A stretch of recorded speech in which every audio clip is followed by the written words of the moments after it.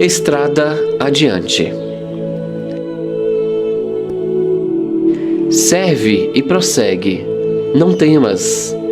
A lei maior é servir. Quem luta em muitos problemas não tem meios de cair.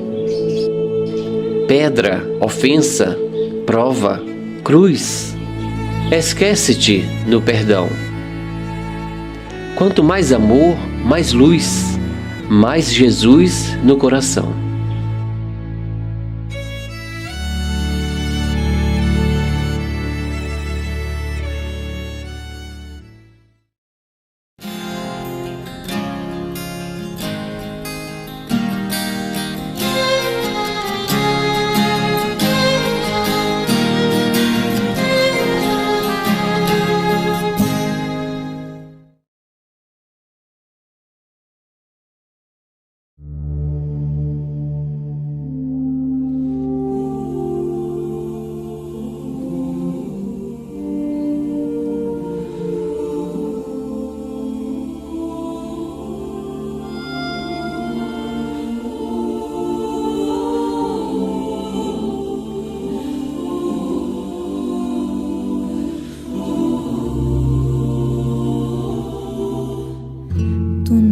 Força neurica somente movimentando células de argila, lama de sangue cal que se aniquila nos abismos do nada eternamente. És mais, és muito mais, és a cintila do céu, alma da luz resplandecente, que um mistério implacável e inclemente amortalhou na carne atra e tranquila. Apesar das verdades fisiológicas reflexas das ações psicológicas nas células primevas da existência, és um ser imortal e responsável que tens a liberdade incontestável e as lições da verdade na consciência. Tu não és força neurica somente movimentando células de argila, lama de sangue cal que se aniquila nos abismos do nada eternamente. És mais, és muito mais, és a cintila do céu, alma da luz resplandecente, que um mistério implacável e inclemente amortalhou na carne atra e tranquila. Apesar das verdades fisiológicas reflexas das ações psicológicas nas células primevas da existência, és um ser imortal e responsável que tens a liberdade incontestável e as lições da verdade na consciência.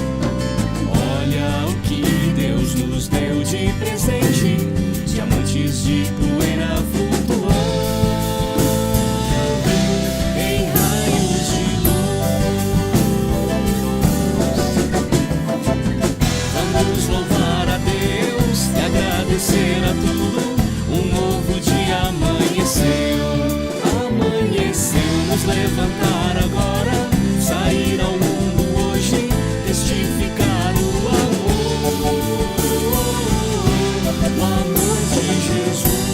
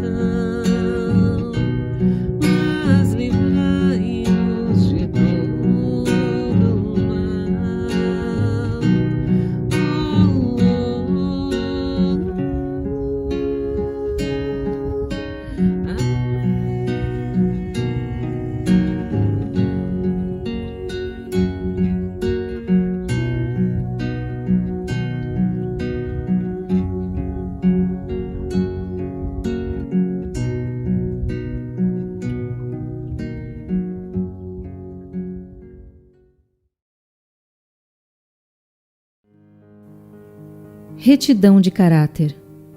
Senhor, dá-me a retidão de caráter. Reconheço que, ao ferir uma pessoa, firo também a ti, que estás dentro dela. Ferindo-te, machuco a mim mesmo, porque tu estás também dentro de mim, e a tua essência é a mesma em todos. A minha realidade interior reflete-se na consciência, onde resplandecem as tuas virtudes. Assim estão colocadas dentro de mim a bondade, a harmonia, a alegria e a paz. A nobreza de caráter é o ajuste do meu pensamento a essas qualidades, cuja violação me põe infeliz e exige a retificação no fogo da experiência e da dor. Por isso, suplico-te luz e entendimento, para que possa manter postura correta perante os outros e a mim mesmo, evitando os maus pensamentos. Tendo o caráter reto e firme, conquisto cada vez mais a paz e a alegria e me preparo para a felicidade completa. Obrigado, obrigado.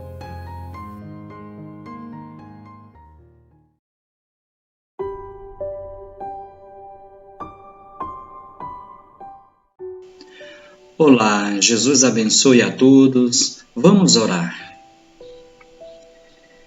Senhor Deus, suplicamos que nos envie para nos assistir nesta reunião da noite de hoje bons espíritos, que nos afaste os que possam nos induzir a qualquer tipo de erro. Nos acenda a luz interior, Senhor, para impostar dentro de nós a verdade. Nos afasta, Senhor, os espíritos malfazejos, encarnados e desencarnados que tentam nos lançar na onda de discórdia e que nos deixam fora da caridade e do amor ao próximo.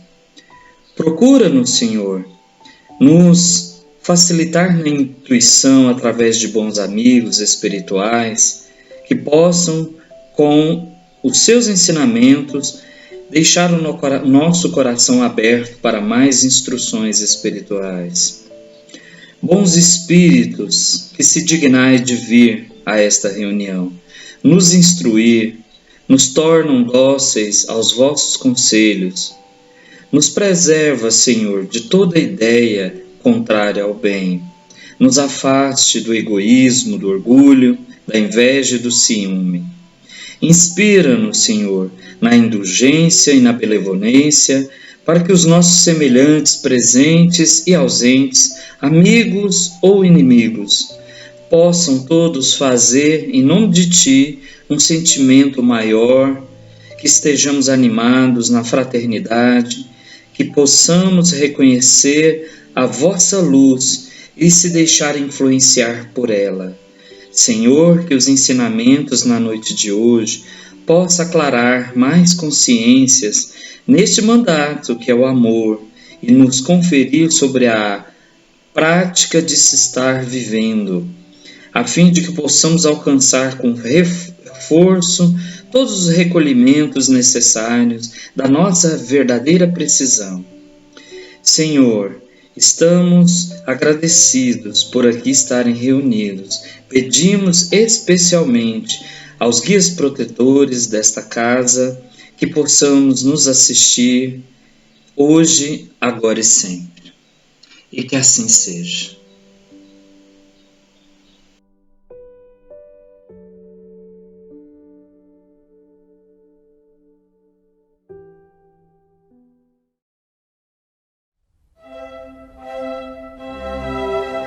Estudando o Livro dos Espíritos com Allan Kardec.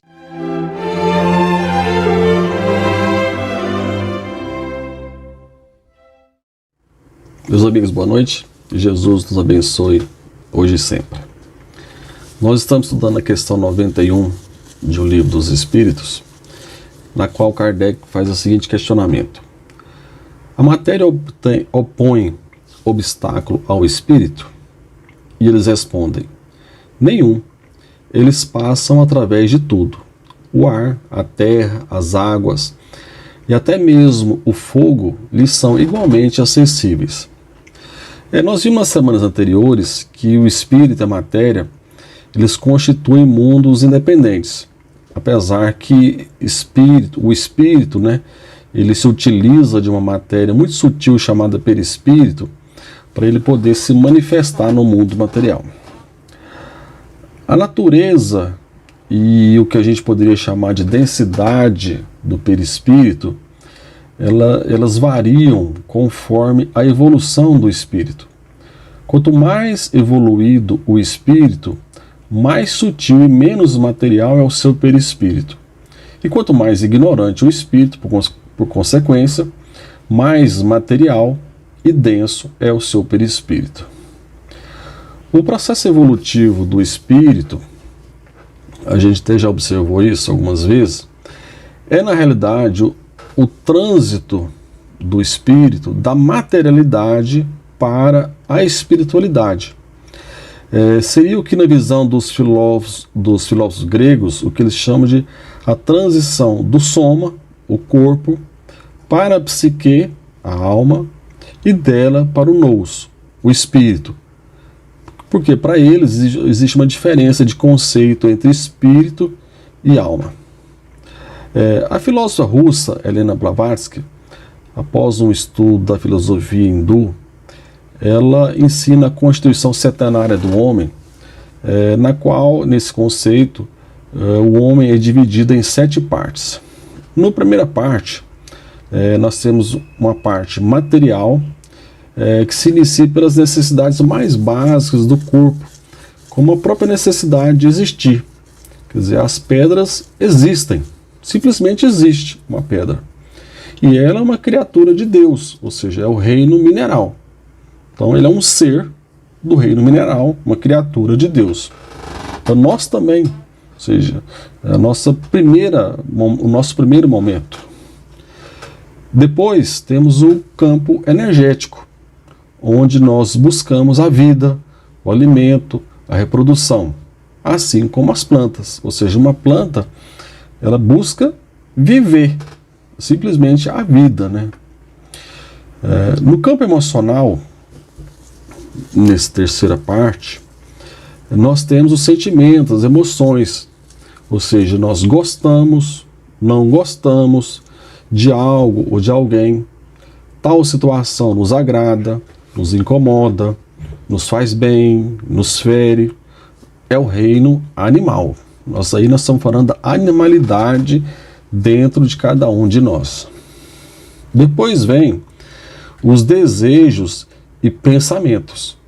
É a cognição, o raciocínio, né? E com isso, o homem ganhou grande destaque sobre as demais espécies, pois o homem ele é capaz de algo que nenhuma outra espécie faz, que é acumular e transmitir conhecimento. Por enquanto, nós estamos apenas no plano material. No plano espiritual, nós passamos a ter o altruísmo, o que nos faz ver o outro ser humano, as suas carências, suas dores, necessidades. A dor do outro, da outra pessoa, já me incomoda, eu já sou sensível ao que acontece às outras pessoas. É como diz no budismo, né? Não há descanso enquanto houver alguém neste mundo sofrendo e inconsciente da sua nobreza. Em seguida, vem a intuição, no sentido de iluminação interior, sabedoria, maturidade espiritual. E, finalmente, nós chegamos à vontade, que é a capacidade de realizar do espírito a sua potência interior. É como diz o livro do Gênesis, né? E disse Deus, faça-se a luz, e foi feita a luz, simplesmente pela vontade de Deus. Jesus nos ensina a buscar o reino de Deus dentro de nós, a buscar o ápice, o topo, né? Assim, o cume do eu em matéria de espiritualidade dentro de nós. Porque todos nós temos todas essas 7 partes dentro de nós. Mas a questão é, qual parte que se destaca? Qual é a parte que domina a minha vida? Eu sou alguém que é dominado pelos instintos materiais mais básicos, que não consegue dominar os impulsos dos instintos, que qualquer contragosto desequilibra as minhas emoções? A cólera, a raiva, impulsividade são um problema para mim? Meus pensamentos e desejos são desequilibrados?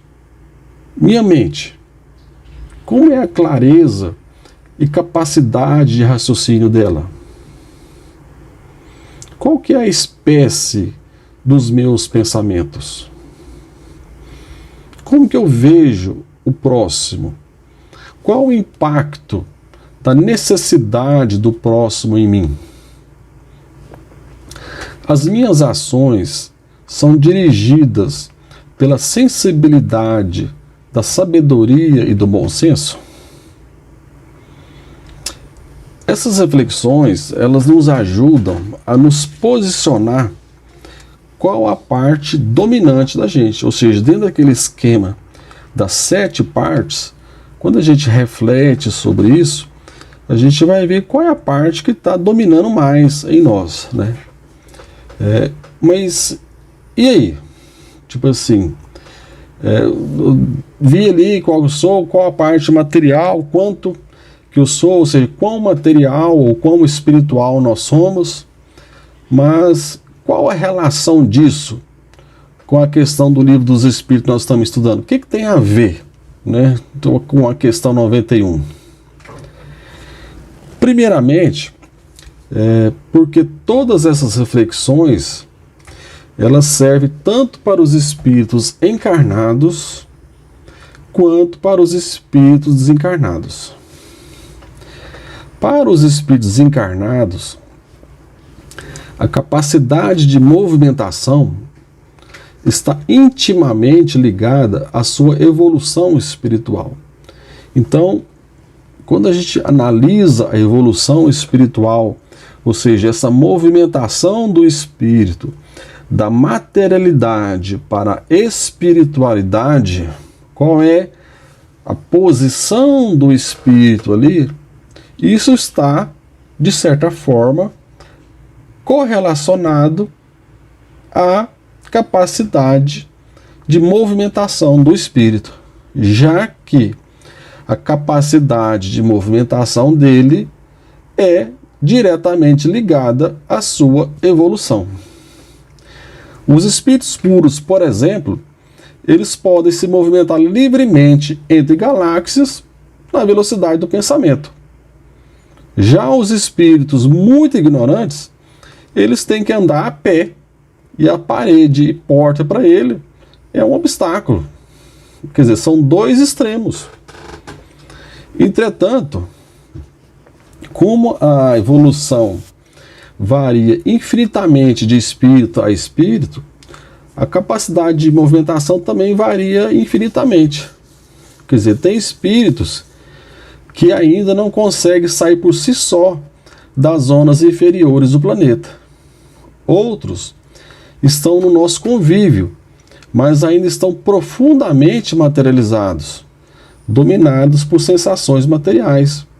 Tem fome, sede, frio, calor, desejo de prazeres que gozavam no mundo material. Para uns, as barreiras materiais ainda são obstáculos. Não conseguem passar por paredes, por muros, portões. Outros, ainda que dominados pelos desejos materiais, já conseguem transpor as barreiras materiais, mas estão limitados ao plano terreno. Alguns espíritos, eles podem volitar. Volitar seria algo como voar, movimentar pelos céus. Os espíritos também eles também se utilizam de veículos para se movimentarem. Há vários exemplos disso na bibliografia espírita, principalmente em atividade socorrista, de transporte desencarnado, em situações onde a volitação não é adequada, etc. Mesmo a movimentação entre os planos espirituais, ela depende da evolução do espírito. Naturalmente que quanto mais evolui do espírito, mais liberdade, mais facilidade ele tem para movimentar entre os planos espirituais. Ou seja, um espírito de grande envergadura espiritual, ele pode circular livremente desde os planos mais elevados até as zonas inferiores. Um espírito ignorante, ele vai ficar muito limitado, ele não tem acesso, ele não consegue andar. Por quê? Porque o perispírito dele não permite, ele ainda é ignorante e tudo mais. Assim como ocorre com nós mesmos, que estamos no mundo material. Há algumas histórias de Eurípides Barçanufo bastante conhecidas, que exemplifica até também essa capacidade de movimentação do espírito. Uma delas é que o Eurípides Barçanufo é bastante conhecido pela capacidade que ele tinha de ele estar, o corpo dele está lá na casa dele, vamos dizer assim, né? Ele entrava em processo de transe e adormecia, vamos dizer assim. O espírito dele ia para determinado local para atender um doente, se materializava lá, atendia aquela pessoa. Muito bem. Então, tinha uma situação em que ele estava lá até com algumas pessoas na casa dele, e ele recebeu em pensamento um chamado de uma senhora que estava tendo um parto lá com necessidade, que precisava do socorro dele. E o marido dessa senhora foi lá, pegou um cavalo, o melhor cavalo que ele tinha na fazenda, para ir a galope chamar o Eurípides Barçanufo para poder acudir ali a mulher no parto, né? Então ele pegou o cavalo e foi a galope para poder chamá-lo. Só que o Eurípides já entrou ali em processo de transe, enquanto o homem vinha de cavalo, ele adormeceu, deixou o corpo ali, foi em espírito, chegou na fazenda, se materializou, fez o parto, fez todo o processo médico lá e tal, voltou para a casa dele, voltou para o corpo, conversou com as pessoas e falou: daqui a pouco vai chegar aqui o fulano de tal, me chamar para fazer o parto dele. Já fiz o parto, é um menino e a mulher e o filho estão bem. Dito e feito. Passou um tempo, chegou, falou: Eurípides, vem cá para o senhor chamar, para você fazer o parto da fulana, tal, da minha esposa, né, e tal, que ela está dando luz. Não, tá aqui o remédio, leva para ela que ela está bem. Não! Como é que eu vim de lá agora? Eu já estive lá. Só tem que... Não. Aí o homem não acreditava de jeito nenhum. E o Eurípides solícito foi lá e tal, acudiu. A mulher falou: mas senhor Eurípides, eu não precisava ter voltado. Quer dizer, aí que o homem foi acreditar que realmente o Eurípides esteve lá, mostrando o quê? Que o espírito pôde se movimentar, mesmo ele sendo encarnado. Ou seja, ele saiu da casa dele, transpassou ali, vamos supor, todos os obstáculos materiais, foi até a fazenda e não tinha como ser mais rápido, né, vamos dizer assim. Foi lá, fez o parto e voltou mais rápido do que o homem que só vinha da fazenda para a casa dele. Então essa é a movimentação do espírito, que está ligada à evolução do espírito. Então que Jesus nos abençoe hoje e sempre. Acompanhe agora mais um tema doutrinário do Evangelho de Jesus.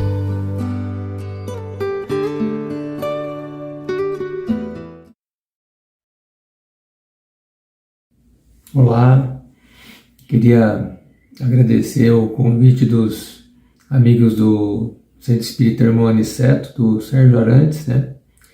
Para a gente estar falando hoje sobre a beneficência, que é um item do capítulo 3 do Evangelho segundo o Espiritismo: não saiba a vossa mão direita o que dá a vossa mão esquerda. A beneficência e a caridade, elas se confundem. o espírito do bispo de Argel, ele diz que a caridade, que nós devemos procurar a paz do coração e o contentamento da alma e o remédio para as nossas aflições da vida terrena. O bispo de Argel, segundo relatos, ele é aquela criança que Jesus falou: deixai vinde a mim as criancinhas, porque é como o reino do céu para quem, como elas se assemelham, né? E é um espírito muito importante na divulgação do evangelho, no cristianismo nascente, né? Inclusive ele foi morto no Coliseu, quer dizer, ele faz parte de um grupo de espíritos seletos, né, que participaram com Cristo na implantação do evangelho. As mensagens dele são muito significativas nesse sentido.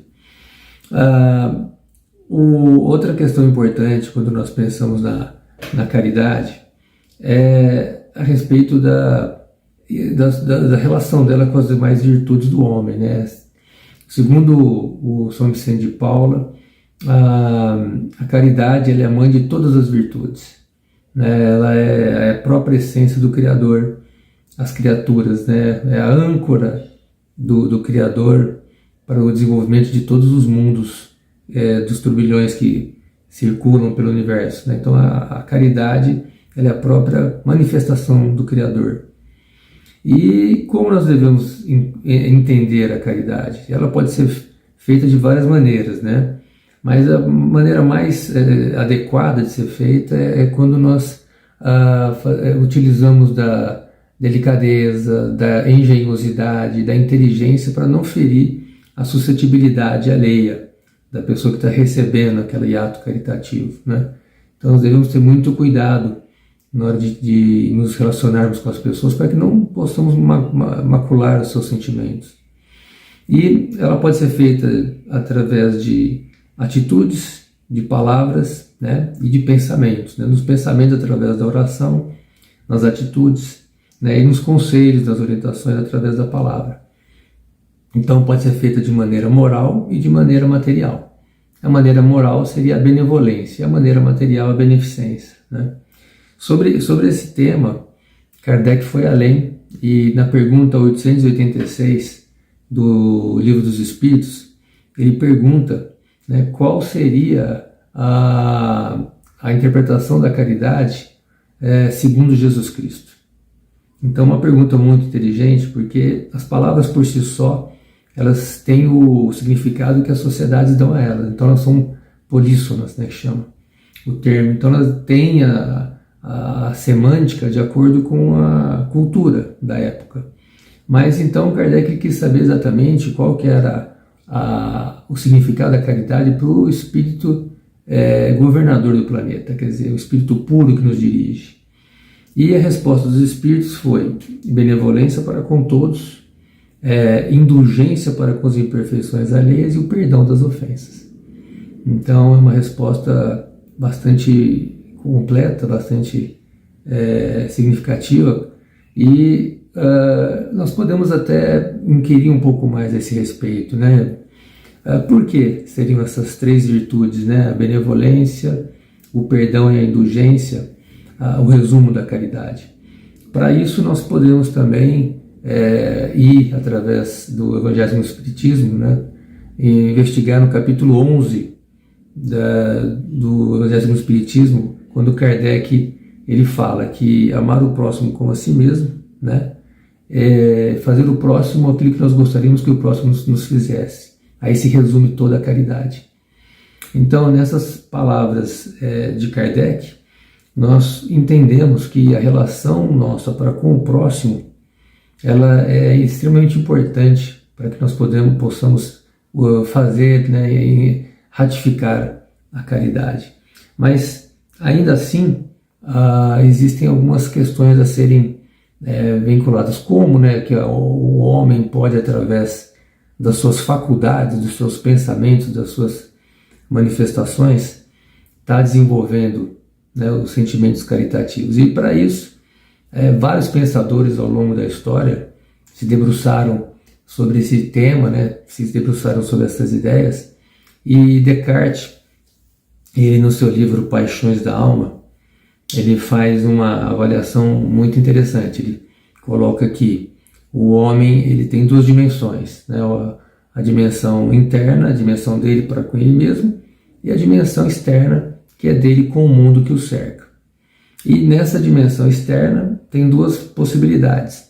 Uma é como ele interage, como ele interfere no mundo à sua volta, e a maneira que o mundo responde a isso e como ele recebe essas interações do mundo à sua volta. Nesse tipo de análise, Descartes ele vai além, ele diz que as faculdades relacionadas com essas possibilidades são o pensar, através das suas ideias, né, das suas conjecturas, né, da sua análise interior, a ação, que seria como o homem interfere no mundo ao seu redor, e os sentimentos, o sentir, que é como ele interpreta aquilo que ele recebe do meio exterior. Então, sobre essas três faculdades, nós podemos ainda questionar, né, como que o homem pode pensar no seu próximo de maneira a julgá-lo de maneira adequada, analisá-lo, percebê-lo de maneira adequada. É através da indulgência.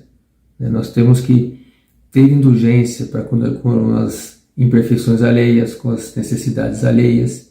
Então, toda vez que nós tivermos em mente, avaliando, pensando no mundo que nos cerca, nas pessoas, nas interações sociais a qual nós estamos inseridos, nós devemos pensar com indulgência. Né? Porque se você julga e condena uma situação, isso parte do pressuposto que você já domina aquela situação de maneira absoluta e irretocável. E nós sabemos que ninguém, no atual estágio do desenvolvimento humano, pode julgar o seu semelhante e dizer: eu não vou cometer esse tipo de erro. Né?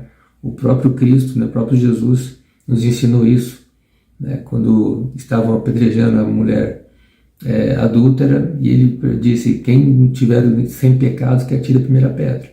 Então isso mostra bem claramente a importância do não julgar, ou pensar, julgar, né, analisar uma situação com indulgência para com as atitudes alheias. Né?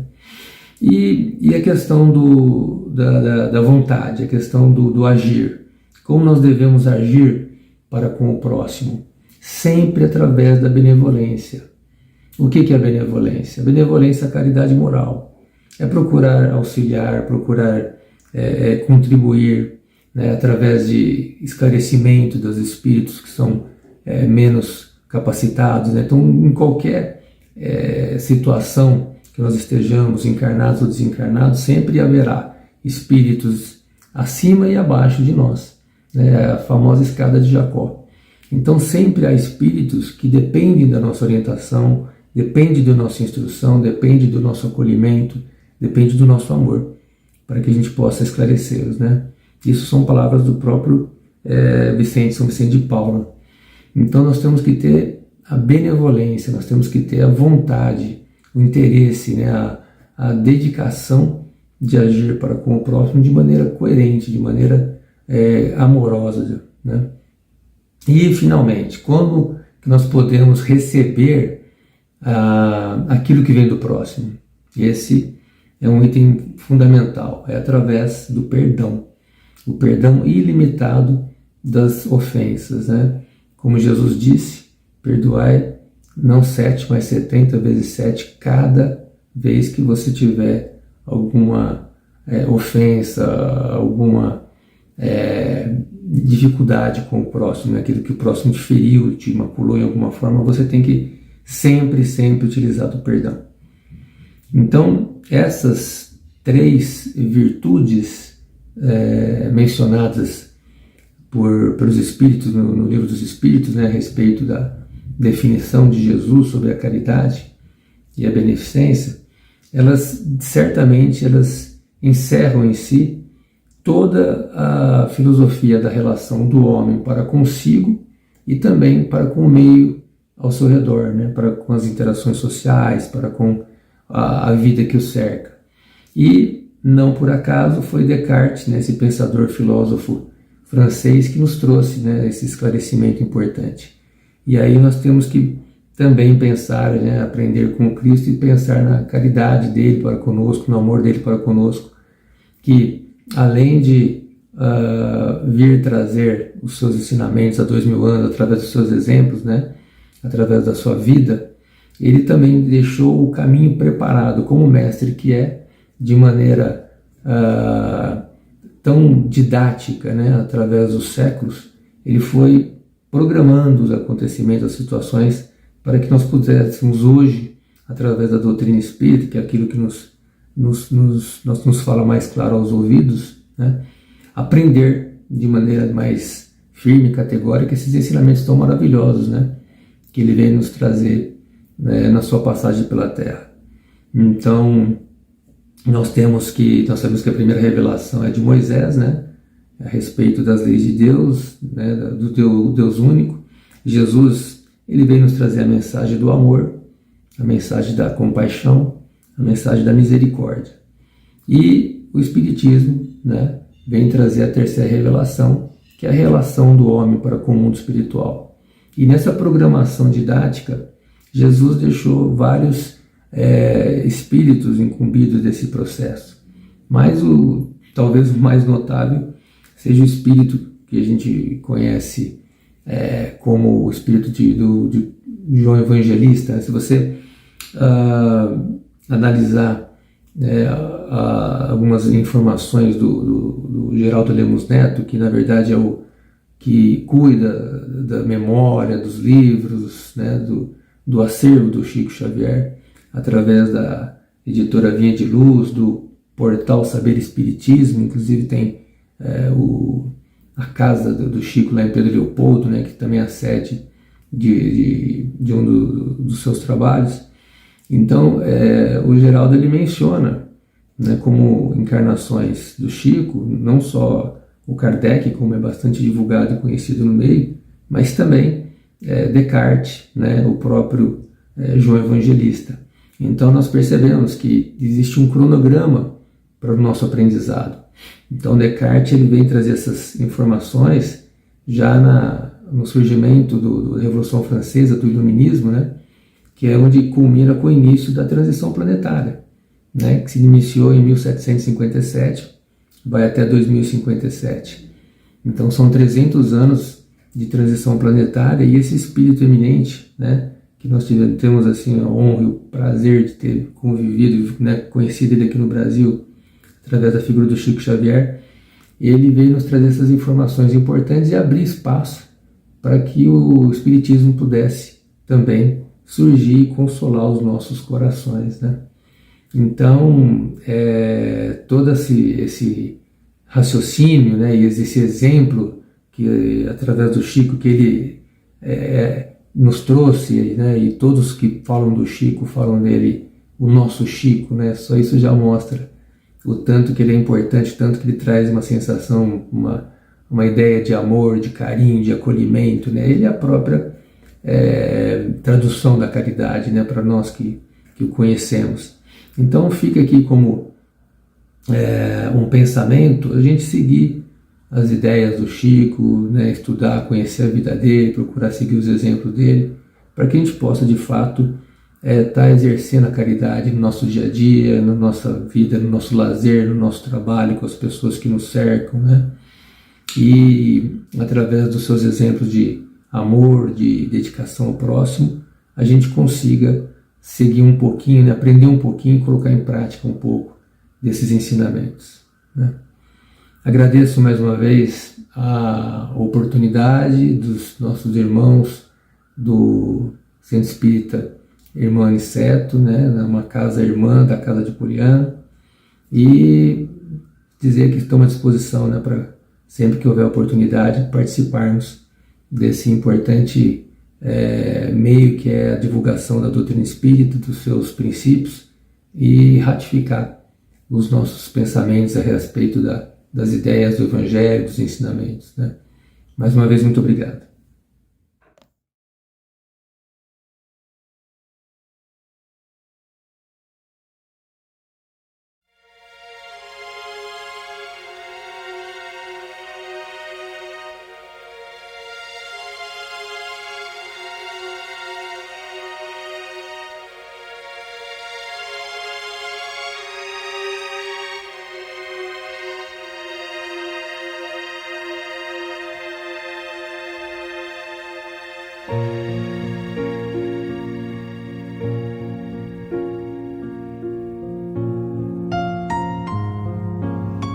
Queridos irmãos em Cristo, nesse momento de suave meditação, pedimos a presença de espíritos amigos para esse passe. Senhor de infinito poder e bondade, ajudai-nos a retirar da nossa mente todos os pensamentos negativos que se encontram alojados em nossa alma, fruto da nossa condição de ser imperfeito. Que ideias de vingança, pensamentos inferiores e egoístas sejam afastados da nossa mente.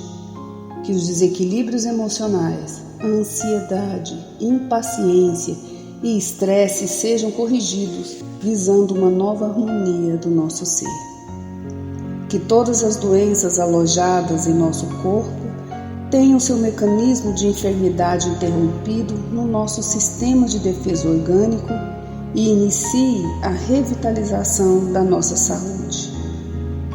E assim, meu Pai Celestial, com suas bênçãos e as energias luminosas e curativas de seus missionários, possamos receber as melhores vibrações energéticas através deste passe e que essas vibrações venham em forma de ideias edificantes, de otimismo, alegria e nos fortaleça para o perdão, a paciência e a serenidade necessárias à resolução de nossos problemas e provações.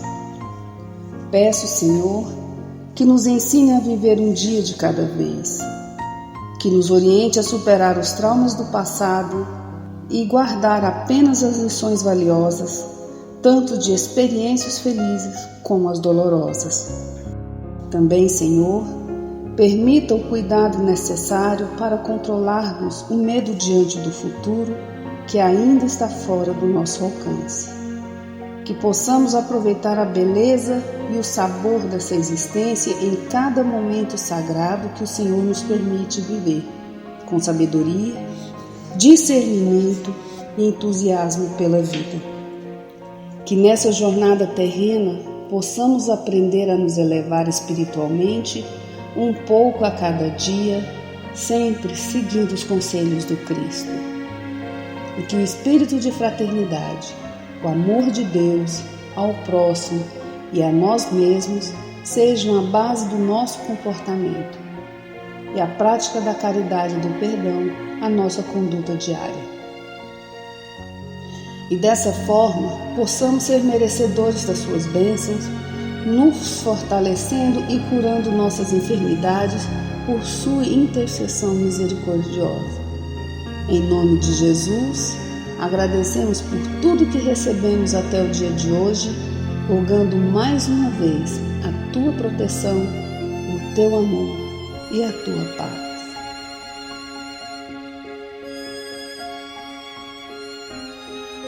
E continuando nessa vibração de amor, nós agradecemos aos bons espíritos que se dignaram de comunicar-se conosco e lhes rogamos que nos ajude a pôr em prática as instruções que nos deram e façam que ao sair daqui, cada um de nós se sinta fortalecido para a prática do bem e do amor ao próximo. Também desejamos que as suas instruções aproveitem aos espíritos sofredores, ignorantes ou viciosos, que tenham participado da nossa reunião e para os quais imploramos a misericórdia de Deus. Que assim seja.